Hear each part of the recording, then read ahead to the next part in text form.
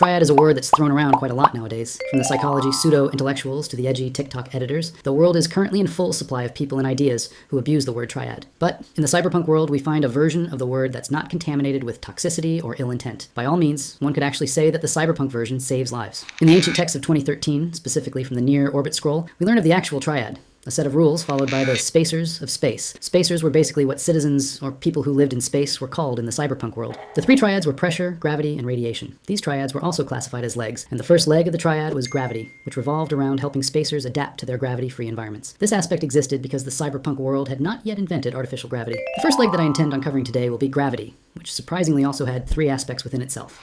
The three aspects were the aspect of space sickness, the aspect of medication, and lastly, the aspect of the gravity wheel. And without further ado, I'll immediately get into the first aspect of gravity, which is also known as the aspect of space sickness. This aspect covered the challenge that groundsiders usually faced after arriving in space. Groundsider was a term given to people who spent most of their time on Earth, in other words, citizens of Earth. And due to the fact that these citizens of Earth weren't used to space, whenever they went into space for the first time, they would at times acquire something called space sickness, a condition caused by space's lack of gravity, and the symptoms of this condition were the typical case of nausea, confusion, and dizziness, which is more or less the same thing, but you get the point. To deal with the ailment, a person would be recommended to take prescribed drugs, or simply toughen it out, and overly adapt to the environment with time.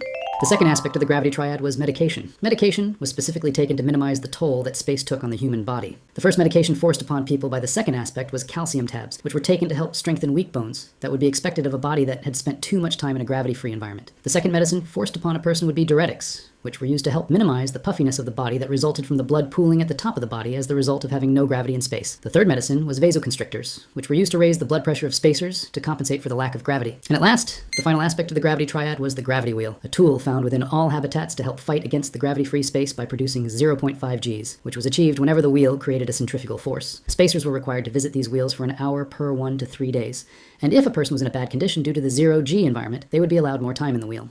Now, that will be all for now. The video was short and brief, but I truly pray that you learned something new. And until we meet again, cheerio.